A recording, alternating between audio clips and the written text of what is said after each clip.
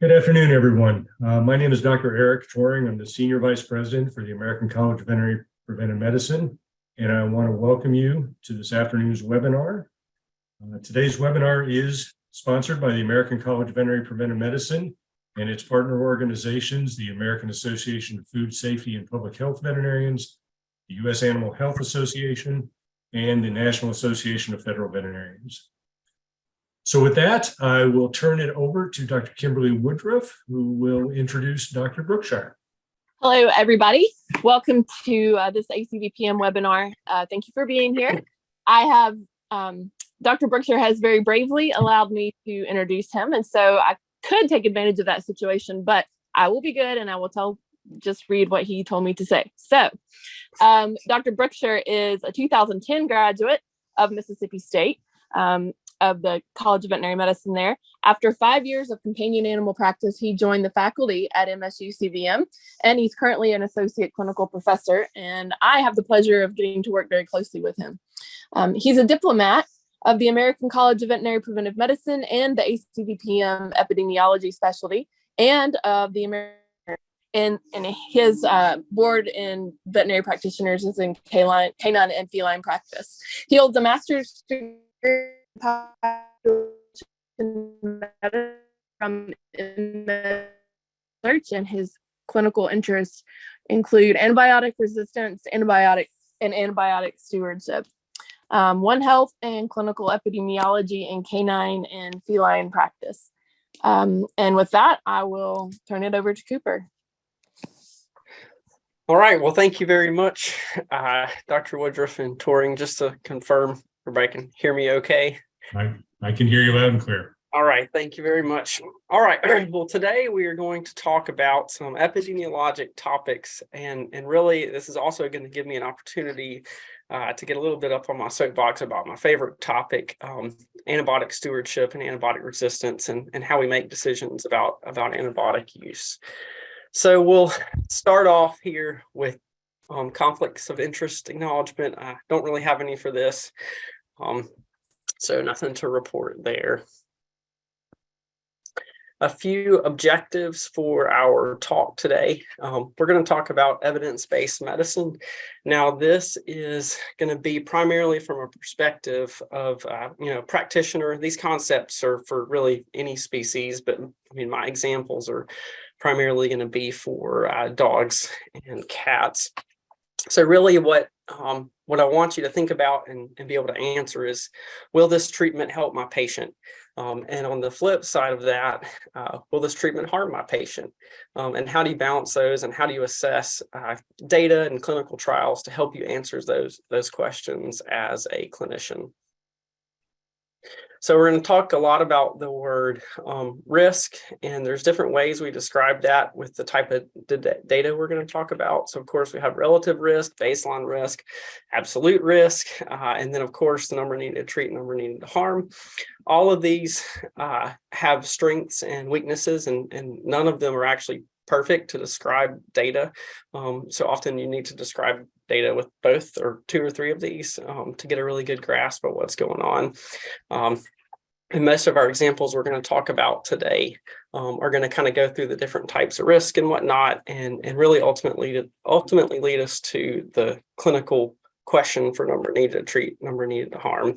If you're really interested in, or spurred an interest in number needed to treat, number needed to harm from our talk here, there actually aren't a lot of great resources available for veterinary medicine. There are a few.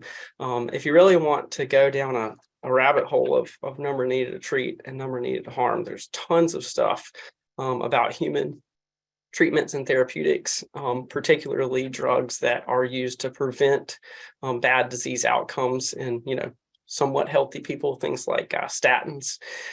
So there's a very, very large amount of information you can read about these concepts, mostly about humans, but some of those things are really interesting to read and think about. And then, of course, we're going to finish up with antibiotic stewardship, my favorite topic. And just quite simply, our number one learning objective always when we talk about antibiotic stewardship is just don't prescribe antibiotics if they're not likely to be beneficial for your patient. I think that is the single most important step in good antibiotic stewardship as a clinician. We all find ourselves feeling like we have to do something for patients, and quite frankly, it's really common for, most everybody to sometimes prescribe when we shouldn't. And I really think if we all took a little deeper look into antibiotic stewardship, it might give us confidence and tools and knowledge to be able to avoid some of the unnecessary prescribing. So when you have a patient present like this, here, a dog and cat clinical example, this cat's eating well, playing, chasing, trying to crawl up your leg. The owners just adopted it from an animal shelter, a week before, and they bring it to you and say, Doc, the cat, it's got this crusty eye. You gotta do something. You gotta fix it. My question is should you prescribe this cat antibiotics? And hopefully we're going to take a long winding road to how to look at data and really answer this question. I became interested in epidemiology and clinical epidemiology and evidence-based medicine really before I started vet school, but really when I was a veterinary student. And thinking back, I just distinctly remember professors telling me a story, and really multiple professors told me this story, but and it was during lectures. And it went something like this: most of your patients will improve regardless of which treatment option you choose. Excuse me. A few will improve because you choose the best treatment, and a few will fail to improve regardless of which treatment option you choose. I think this is a pretty profound statement, and really, I think this might be number needed to treat to some extent. And this statement is why clinical trials, specifically placebo-controlled clinical trials, are so critically important to understanding if a treatment actually works or not. So we'll cycle back to this profound, wise professor's statement a few times. So I ask you the question again: should you prescribe this kitten antibiotics? And so let's look at evidence to try to make that decision, or for any patient you're trying to decide if it needs antibiotics. If you thought a epidemiologist was going to be able to give a presentation and not have a triangle diagram of some sort, I'm here to prove you wrong. We squeezed in a triangle, of course, the evidence pyramid. And as you all know, the quality of evidence, we tend to think of it increasing, starting with expert opinion, case reports, retrospective type studies that aren't controlled, and then or prospective, and then we hit higher quality evidence when we get to the randomized control trial, and then, of course, the systematic reviews and analyses. I think it's unfair to talk about evidence in veterinary medicine without just acknowledging right up front is that we don't actually have that much evidence in veterinary medicine compared to human medicine and other fields. And randomized controlled trials are sort of gold standard.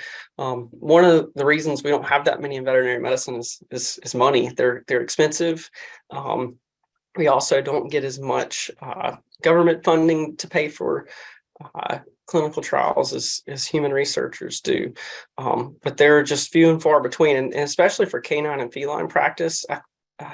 Most of the studies, you read them, they're underpowered, and anyway, I wish we had the ability to do more research in veterinary medicine, and I think we're getting there. It's just it's a long process. So what about this randomized controlled trial? And when I say that, I really mean a randomized placebo-controlled trial. Some trials are still controlled and don't necessarily have a placebo. There's ethical situations where you need to compare a new treatment to a current treatment and whatnot. But generally speaking, when I'm talking about this, I'm talking about placebo trials. Really makes me think about what that professor said again. What randomized clinical trials allow us to do is evaluate and interpret the evidence in clinical terms or clinically friendly terms. they allow us to evaluate baseline risk, which we're going to talk about that a lot in this presentation, which is just so incredibly important. Ultimately, this type of data allows us to answer the following question: how many patients would you need to treat with an experimental medication instead of placebo before you would expect to encounter one additional positive outcome of interest? That's a mouthful, but really that's the number needed to treat, which we're eventually going to get to. So let's go through a purely hypothetical study. Let's say that there are 200 dogs that are enrolled, and they all have some type of medical procedure. In this case, let's just say it's a surgery. And 100 of the dogs receive an antibiotic, and 100 of them receive a placebo. And then the patients are monitored for evidence of a post-operative infection. And the question is, does the antibiotic prevent infections? So you might have data that looks something like this. So remember, purely hypothetical. So let's say 75% of the dogs in the placebo group developed an infection after surgery, while only 25% of the dogs that received the antibiotic developed an infection. When we look at this graph, I like to think of it in kind of blocks and sections. So this top block, these dogs did not have an infection regardless of whether they got placebo or antibiotic. If we look down at the bottom block, these dogs appear to become infected regardless of if they got a placebo or an antibiotic.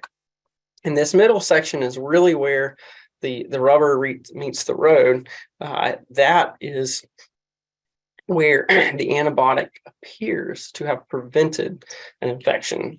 So how do we quantify this? How do we evaluate this? How do we translate this into clinically relevant, easy to understand terms when we're trying to make decisions about a patient in front of us? Now, I want to show you one more example, and we're going to kind of compare and contrast these to describe the different types of risk. That first one was very exaggerated in terms of how many dogs would get a post-operative infection.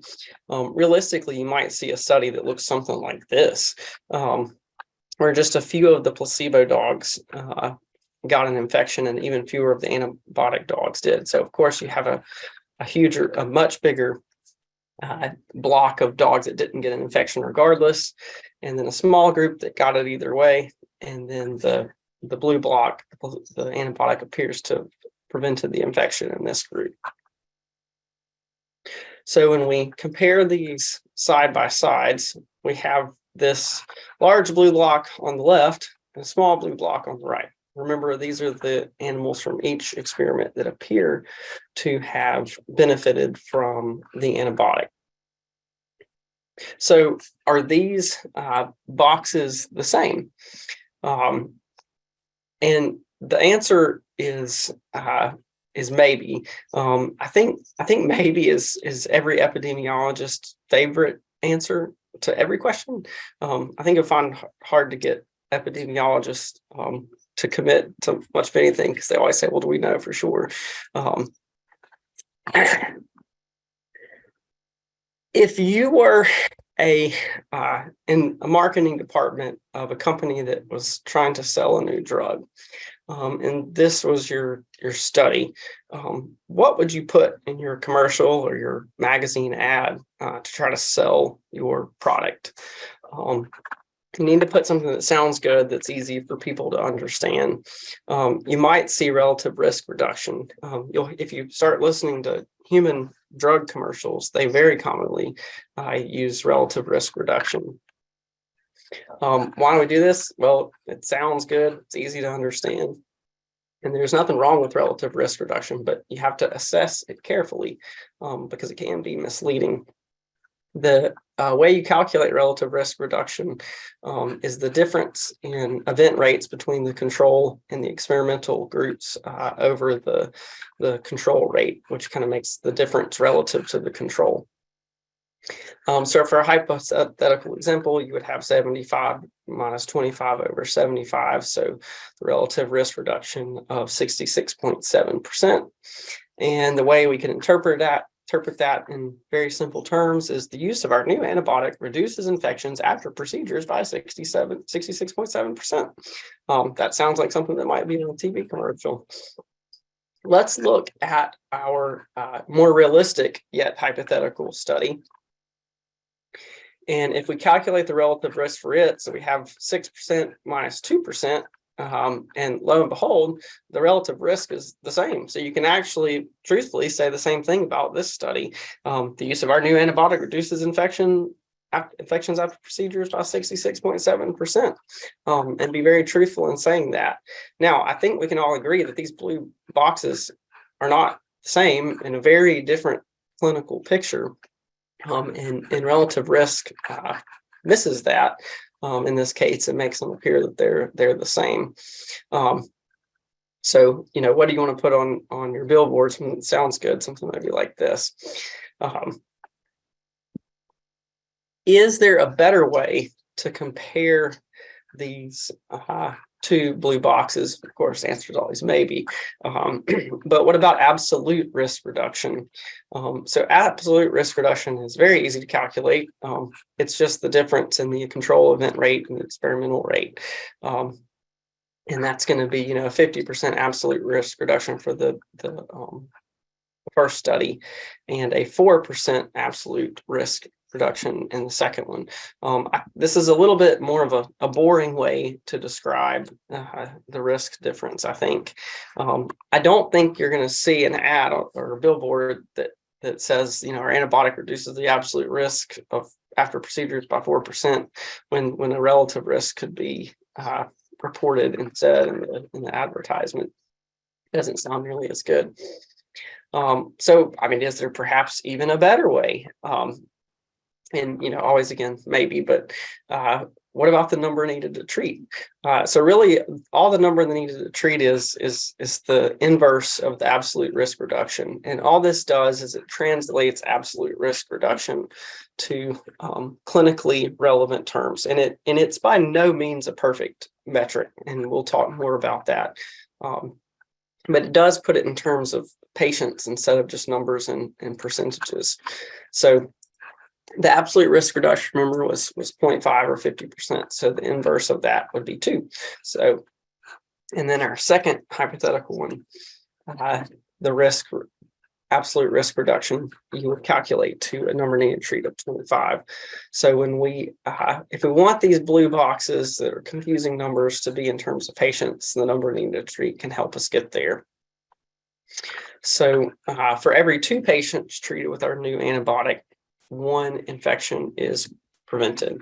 And interestingly, the relative risk for that is the use of our new antibiotic reduces infections after procedures by 66.7. And the number needed to treat for our second hypothetical study would be 25. But interestingly, can still have the same relative risk. You can see how all this can be confusing, and it's very easy to mislead people and clinicians and everybody else if you really wanted to.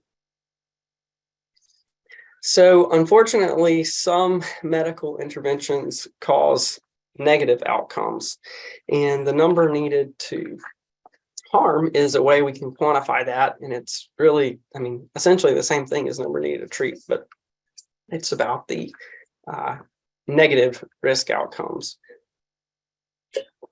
And so you often look at number needed to harm and side effects. It's sometimes confusing because each side effect will be reported individually. And sometimes you'll see data that says just any major side effect and things like that. But let's just say there's a study that the individuals in the study are treated with an antibiotic, and the outcome of interest is how often diarrhea develops. And let's say in this case, 20% of the individuals that got placebo had diarrhea, and 40% of the ones who had the antibiotic had diarrhea. So again, remember breaking down this graph into our sections like we talked about before. So top one, no diarrhea regardless of placebo versus antibiotic. These at the bottom had diarrhea regardless of placebo or antibiotic. And the one in the middle is our famous blue box at this point, and the antibiotic appears to have caused the diarrhea. So number needed to harm essentially the same calculation as number needed to treat. So in this case, for every 5 patients treated with an antibiotic, 1 will develop diarrhea that would have not had diarrhea otherwise. So let's have a look at a real world example. This one's not for an antibiotic, but it is very actually super real world. So let's say you are presented with a dog that has ongoing kidney disease. It feels terrible. It's got an ulcer, hasn't eaten in a few days. It's just miserable, maybe a little dehydrated. When developing a treatment plan to get Scruffy back on track, you decide, I think an appetite stimulant might benefit Scruffy. Not eating this whole time is probably contributing to him not feeling so good. You must have had someone cancel their appointment because you suddenly had time to peruse a package insert. So you decided to look at the data that is included in that package insert about effectiveness and adverse events. By the way, most or all really drugs that are approved for use that have come out recently, if you look at the package insert, you'll actually find some data that comes reported with it. Makes it a little bit easier to make clinical decisions. But let's just say you decided to give him the appetite stimulant and he ate. So the question I have for you is, well, was he going to start eating on his own, or maybe because you gave him all his fluids and everything else? Or did the appetite stimulant actually cause him to eat when he wouldn't have otherwise eaten? Well, let's have a look at the package insert. I blocked out the name of the drug and whatnot, because I'm not trying to sell you a drug or anything, just using this as an example. But when we read through that, we can see that in the study, 83 of 121 dogs that received the appetite stimulant in their study met their definition of treatment success, which I believe was eating within 3 days of starting. So 68.6% of dogs had success, and they had a placebo group, and 44% of dogs had treatment success in the placebo group. So there's actually not that huge of a difference between those two. A lot of the dogs are going to eat anyway because they're getting all the supportive care and whatnot. So when we put these data on a graph, you'll see the placebo dogs had treatment success compared to the medication. And what having a placebo does is it allows us to look at baseline risk. And in this case, 44% of dogs, placebo dogs, had treatment success. Remember, the word risk is not necessarily a bad thing. It can be the risk of something good happening too. There was 44% positive outcome here for placebo. So what if we did this trial and didn't have the placebo group? Would it be fair or misleading to do this trial and only give it to 121 dogs and then say 68.6% of them had treatment success?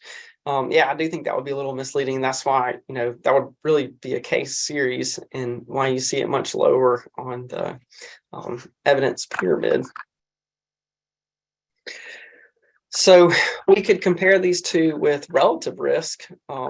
So if you do a relative risk reduction calculation, dogs that administer the medication are 53.8% more likely to have treatment success. And absolute risk would be the medication risk. Medication increases the absolute risk of treatment success by 24%. And then you could finally do number needed to treat. So for every 5 patients treated with appetite stimulant, you can expect 1 additional patient to start eating. That's actually kind of surprising. You would think when you would give a medication, it would be responsible for helping more than 1 out of 5 times. By the way, when we do number needed to treat, we usually round up, and then when we do number needed to harm, we usually round down and make it even patients. So to really know if we should give a drug that only is going to help 1 out of 5 patients, so all our patients that are eating, we should really know if it has side effects, right? So if virtually no dogs have a side effect from this, you should probably give it to most dogs that you think could benefit from an appetite stimulant. But what if 10% of dogs had a really bad side effect. You might rethink that. If we go back and look at our package insert, it actually reports side effects right there for you. If you look at, just for our example here, the diarrhea, 12 dogs in the treatment group had diarrhea and 5 in the placebo. Note the placebo group only had 73 versus 171 here.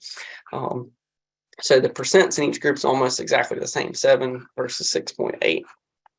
Now, they reported no severe adverse drug reactions. So most of these just transient and mild ones, such as diarrhea or vomiting. When you compare these two groups, 7% in the experimental versus 6.8 in the placebo, truthfully, this is nowhere close to being statistically or clinically significant. I think you can say that this drug has a very low risk of causing side effects. But for illustrative purposes only, let's still just calculate a number needed to harm for this. So if we compare the absolute risk between the groups, so 7 minus 6.8%, and do the inverse of that, we got 500. So the way we interpret that is, for every 500 patients treated with the appetite stimulant, you can expect 1 additional patient to develop diarrhea.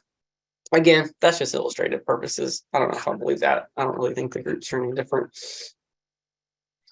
So number needed to treat, number needed to harm are by no means perfect. They have quite a few weaknesses, actually. So these are only going to be for binary outcomes. So it either met treatment success or not. There's a lot of clinical trials that don't actually report a basic binary outcome. So number needed to treat, number needed to harm is a little harder to figure out for those. It really is an oversimplification. There's so many variables going on in clinical decision making. And the biggest issue with it is it ignores baseline risk. Remember, that's kind of what our placebo group does. And, going way back to our some more hypothetical examples. These are actually new hypotheticals, sorry, way back to our old ones. But in these two groups, you have a small absolute risk reduction in both of them that actually happens to be the same. So these two studies would have the same number needed to treat, which clearly these are different clinical scenarios where simply just looking at the number needed to treat can be very misleading for these.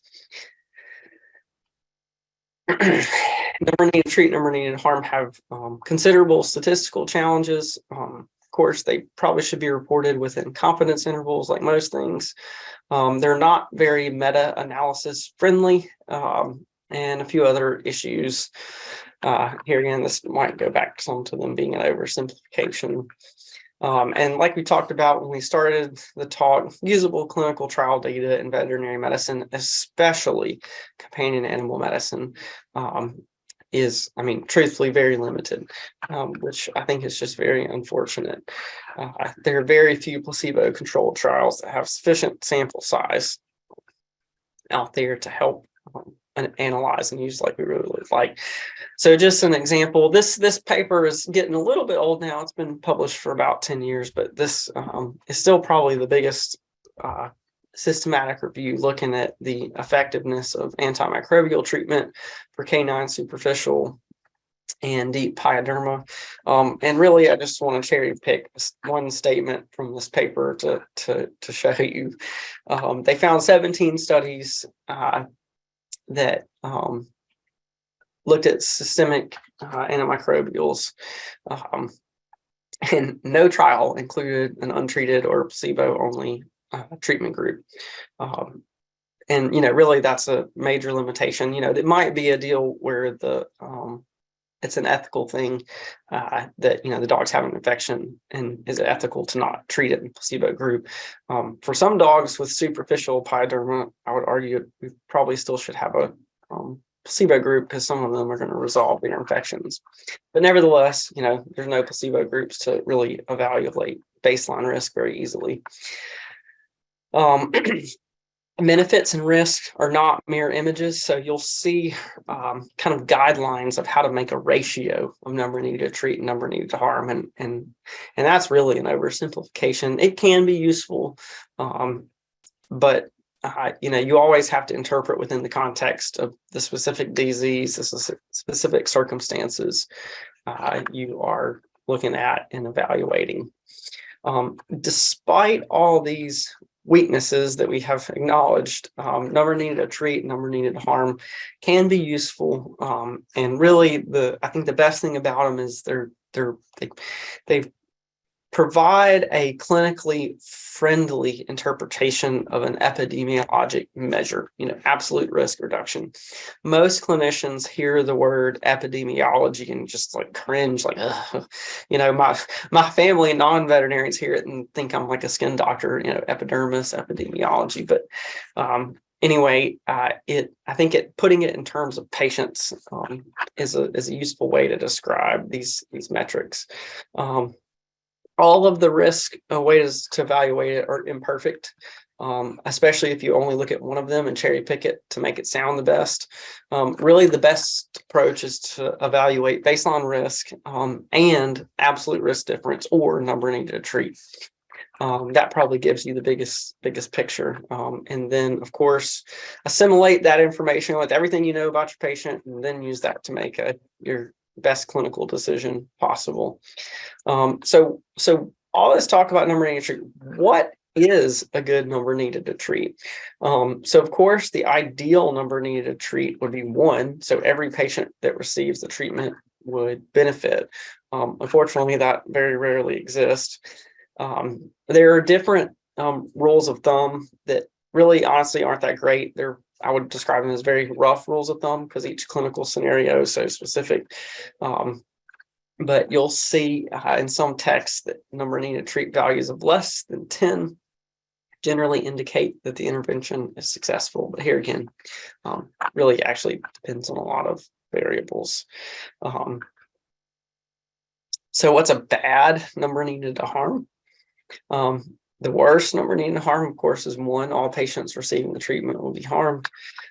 Similar to number needed to treat, it should always be interpreted within the context of the outcomes measured and clinical significance.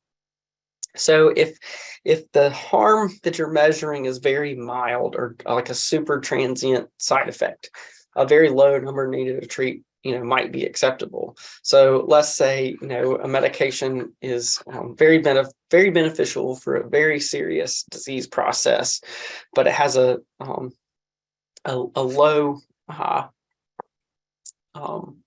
number needed to harm, and that most people take it have a transient appetite loss. Maybe that's acceptable if it's really beneficial. But if that negative outcome is like really something terrible, you might need a really, really high number needed to harm for it to be acceptable. So what does all this have to do with antibiotic stewardship? How can we tie that back together? I like to define antibiotic stewardship using a quote that the CDC has used on and off to describe it is the right antibiotic, the right dose, the right duration, at the right time. And then, of course, I bolded while also reducing unnecessary antibiotic use. And I think evidence-based medicine, of course, helps us choose the right antibiotic, the right dose, and whatnot. So really, I think that's how they tie together. So when should benefits and risks, which are measured by things like number needed to harm and number needed to treat, be weighed when prescribing antibiotics? And the answer is always, of course. So when are antibiotics sometimes used unnecessarily in veterinary medicine? Generally speaking, there's a low threshold for using antibiotics in vet medicine. Veterinarians tend to reach for antibiotics quickly in many, many cases. There is often diagnostic uncertainty, and this makes me cringe, but I hear it. I mean, every day. I say, well, it can't hurt; it might help. We're often financially strained and don't really know what's going on and got to do something. One, especially for new grads, and this is something I spend a lot of time talking to veterinary students for, is this fear of clinical deterioration. I see so many unnecessary antibiotics prescribed for this reason. And I really think if you communicate well with owners and have them, monitor for things that you think are important, you can kind of quell this fear a little bit. So remember our cat that was happy and playful and eating and trying to crawl up our leg in the exam room, but has this crusty eye a week after being adopted. We all know this cat is probably having a herpes recrudescence. And so if we don't give this kitten an antibiotic, is it going to deteriorate and become just terribly ill? And then, we'll feel terrible because we didn't prescribe an antibiotic. And it's probably not if it's eating and playing and acting okay. I think if we communicate with the owner, even though they might come in expecting an antibiotic, that, hey, this kitten is systemically well, it's eating, it's not dehydrated, it feels okay. And I really think the most important treatment for this kitten is nursing care. Let's keep its little face clean. Let's give it something that tastes really good. Let's, let it breathe in some steam in a bathroom that has the shower running. Let's give it some good nursing care and keep a really close eye on it. And chances are it's going to do really well with that supportive care.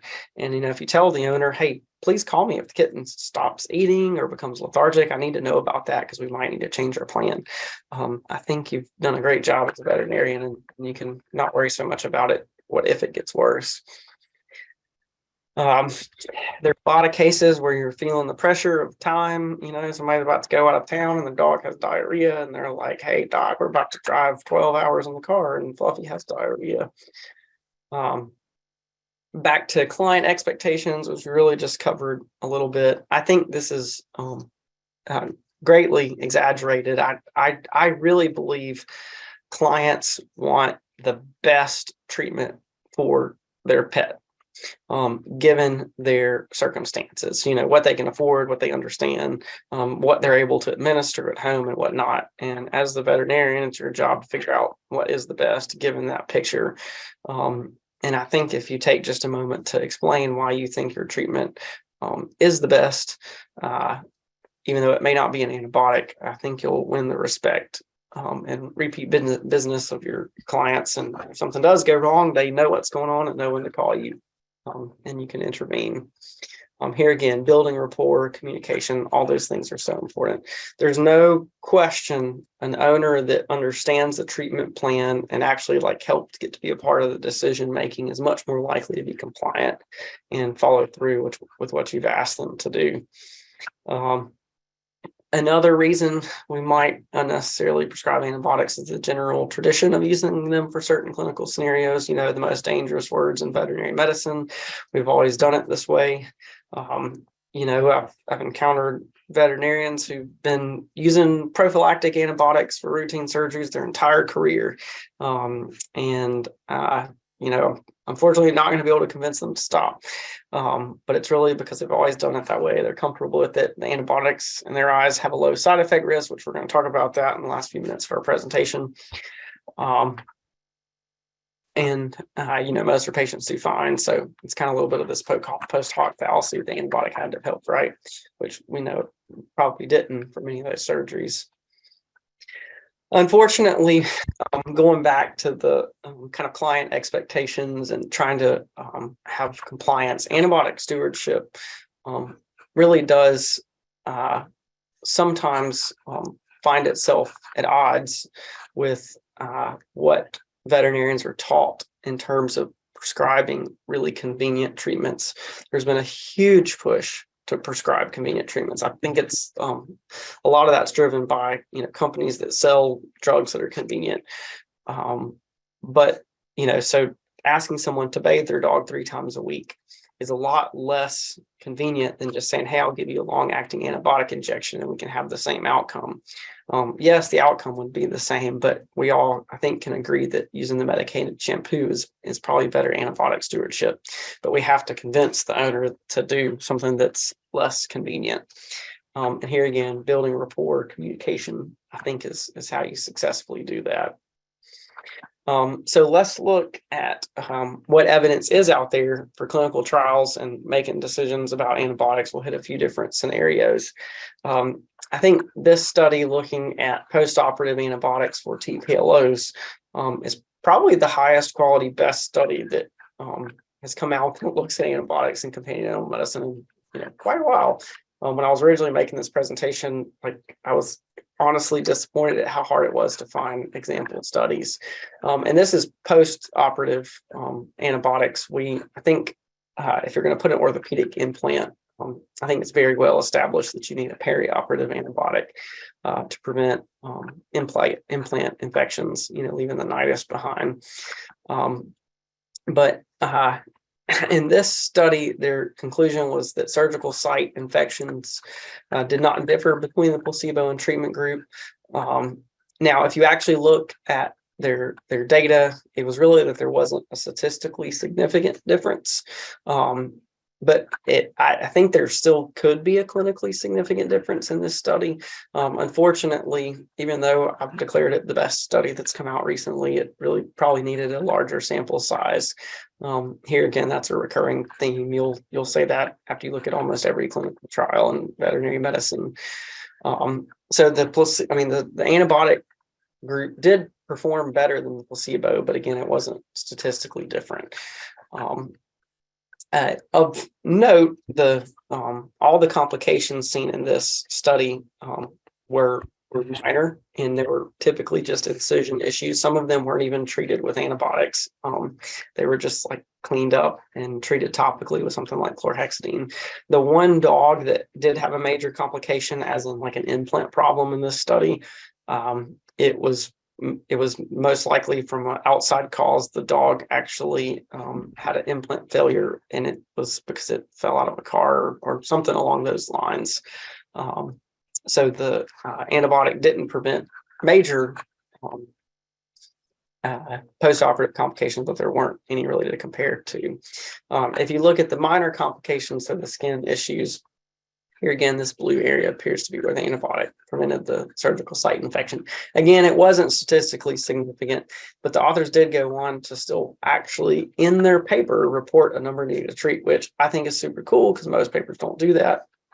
And they even put a nice discussion about, their typical practice and kind of weighing the benefits and risks, which I really think is just awesome, given surgeons who are trying to make this decision a nice clinical kind of way to think about and decide if they should use post-operative antibiotics, which I definitely think they probably shouldn't. But this evidence can help them make that decision for their individual patients. Another companion animal topic that's of great interest to me is acute uncomplicated diarrhea in dogs. Nearly all, I think I could probably say all recently published treatments, guidelines, consensus papers, textbook chapters, all those things. They universally recommend avoiding antibiotics as first-line therapy. But if you actually go out into veterinary practices and look at their medical records and talk to them and hear what they're doing, the metronidazole is extremely commonly prescribed. At least that is what I've found when I've talked to people that treat dogs and cats. And here again, I think it's part of that convention of we've always done it this way. It has a relatively low side effect risk. I might add it's not zero. Some dogs do have metronidazole toxicosis, but so my question is, what does the evidence say? So all these consensus papers say don't use it. Are they based on evidence?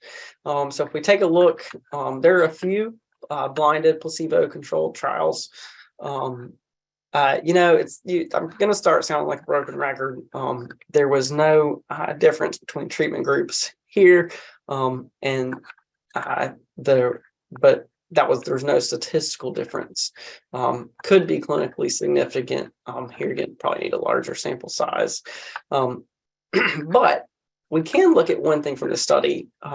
Despite that, there were no adverse reactions in either group, and all dogs achieved clinical resolution of their diarrhea during the study period. So if we put these data on a graph, so all of both groups received or underwent clinical resolution, and none of them had an adverse drug reaction reported in the study. So, wow, I don't really think we can calculate the number needed to treat or number needed to harm from this study. But we can probably take away that metronidazole maybe wasn't super helpful. Here's a study that looked at it wasn't metronidazole, it was actually amoxicillin clavulanic acid on fecal scores. And they actually looked at how often E. coli became resistant, which I think is a really cool element to add to the paper. Here again, small sample sizes. We only had 16 dogs. Again, no adverse drug reactions and no difference in clinical recovery between the groups. But looking at the impact on antibiotic resistance, the graph on the left, the little black dots are at the bottom for the day 0, 6, and 30. So antibiotic resistant recovery of antibiotic resistant E. coli was very low for the placebo group. And then you look at the graph on the right, and of course, day 0 is very low, but look at day 6. It's a lot more antibiotic resistant E. coli, which is, of course, not surprising. We know that selection pressure will do this. When you prescribe an antibiotic, your bacteria become, you select for the resistant ones. Here's a nice zoomed in picture of that graph. See what we're doing on time. Yeah, a little closer to the end here.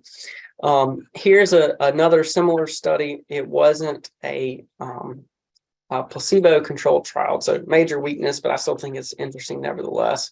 Before surgery, 20% of dogs had ESBL, E. coli, or Enterobacteriaceae, and after surgery, 63.6. I've personally done surveys and found that about 50% of dogs that present for spay-neuter surgery at our shelter medicine program at Mississippi State have ESBLs, which I think is terrifying. In this study, you can still calculate relative risk, even though it's not a placebo-controlled. Dogs are 218% more likely to have antibiotic-resistant bacteria after surgery compared to before, which obviously is a huge difference. Another study, not a placebo-controlled trial, but looked at naive dogs compared to dogs that recently had cephalexin, huge difference. One of my absolute favorite studies is looked at the use of cefavecin, which is injectable cephalosporin in dogs, and it looked at the antibiotic-resistant fecal E. coli. And something extremely interesting happened. Of course, at day 0, all the dogs had a low probability of resistance, and the cefavecin dogs rapidly rose, and the total CFUs of E. coli went up almost immediately. But interestingly, the placebo dogs also had an increase in resistant E. coli recovery. And this is despite the fact that these dogs were housed individually and cleaned very professionally in a research facility, but they were in the same room. So these dogs, I mean, quite clearly or plausibly, I should say, shared bacteria, and the ones that didn't get the antibiotics still had resistant bacteria that you could recover, which I think is really interesting. And you might ask, oh wait, aren't these bacteria just commensal flora? Are they the same? Are they even the same bacteria that cause infections? That's a very common question I get, and I think I'll just answer that question with this study that looked at phylotypes of different E. coli in canine urinary tract infections, and just to repeat their overall conclusion, which is of course part of their title, multi-drug resistant E. coli from canine urinary tract infection tend to have commensal phylotypes. So these are opportunistic pathogens, and it really makes you wonder, though, these opportunistic E. coli commensals will be contributing to issues here. So think about your ICU, how close all the animals are together. I can tell you with a high degree of confidence, they're probably sharing bacteria. So good biosecurity, good antibiotic stewardship are critically important in this setting. Remember this graph, how everybody in the room starts getting resistant bacteria after some dogs receive an antibiotic. Of course, we have good evidence that says the longer a dog is in ICU, the more likely it is to have an antibiotic-resistant infection. And this is, of course, true with people too. I don't think that's a real debated question at this point. So back to our commensal organisms, I just want you to take just a brief moment to just think about a typical patient for dog or cat, and what are the most common bacterial pathogens that you would submit for culture and susceptibility testing. You're going to probably have E. coli, staph, Klebsiella, Pseudomonas, Enterococcus, Pasteurella, all these things coming off the tip of the tongue. And my question to you is, what do these have in common? And the answer is they're all bacteria that normally live in or on your patient. So every time you prescribe an antibiotic, you're really exposing a lot of potentially pathogenic commensal bacteria to antibiotics and selecting for resistance. So antibiotic stewardship isn't just about the one pathogen you're targeting and selecting for resistance in that pathogen at that time. It's really bigger picture, all the other bacteria too. So why don't we keep discussing antibiotic resistance? So traditionally, number needed to treat would be about an adverse drug reaction. Most antibiotics we use don't have many adverse drug reactions. Of course, some do, like sulfa drugs or systemic aminoglycosides and things like that. But I think if we include antibiotic resistance and part of our clinical picture as a harmful outcome of giving antibiotics, kind of incorporate that into our general approach when we're thinking about number needed to harm, we're probably causing a lot of harm with resistance with the antibiotic. So that's the kind of connection there. If you look in food animal species, there's actually a lot more data actually that's really high quality. I think that's because the economics are different in food animal research. There's more human health funding that is interested in that. If you look at bovine respiratory disease, ship and fever, and like metaphylactic, prophylactic use of antimicrobials, there's so many studies that you can actually have a whole forest plot of number needed to treat, which, I'm really jealous of that. As a primarily companion animal veterinarian, we don't have that much data published. But anyway, so there are some really nice articles out there about food animal species and these concepts. So you don't necessarily have to read the human ones we talked about in the intro. And with that, we'll finish up with a few antibiotic stewardship conclusions. So just always consider that antibiotic therapy has negative consequences other than traditionally considered adverse drug reactions. Selection pressure for antibiotics resistance is a very real thing and happens every time you prescribe an antibiotic. When making clinical decisions and you're evaluating risk and benefits, consider this important risk. Avoid using antibiotics in clinical scenarios where they are very unlikely to be of clinical benefit. So this would be a very large number needed to treat, or something that's like a self-limiting condition, a dog that's otherwise perfectly healthy that has slightly loose stool, that the owner is upset because it pooped on their living room floor. That dog probably doesn't need an antibiotic. So uncomplicated diarrhea, uncomplicated acute respiratory infections, routine dental cleanings, surgical prophylaxis in routine soft tissue surgeries, postoperatively in patients that received antibiotics during surgery. So something like a gastrotomy or some other kind of foreign body where the surgery went really well. Probably doesn't need a postoperative drug.